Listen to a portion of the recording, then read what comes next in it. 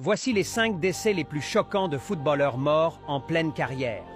Numéro 5, Marc-Vivien Foé, Cameroun, 2003, s'effondre lors d'un match international.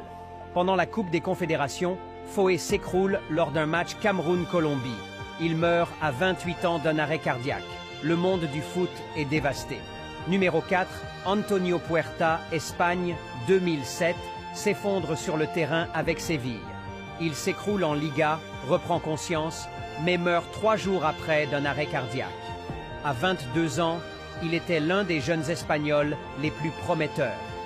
Numéro 3, David Astori, Italie, 2018, capitaine de la Fiorentina, meurt dans son sommeil avant un match.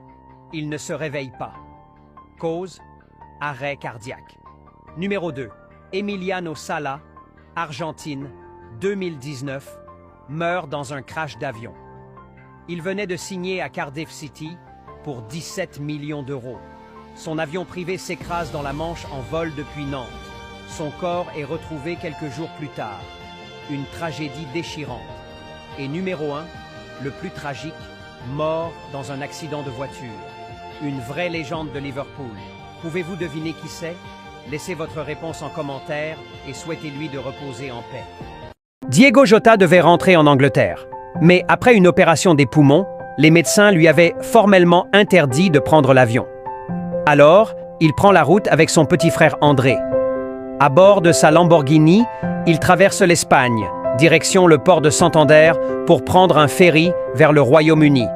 Mais en pleine nuit, à Cernadella, près de Zamora, un pneu éclate. La voiture perd le contrôle à grande vitesse. Elle sort violemment de la route. L'impact est terrible.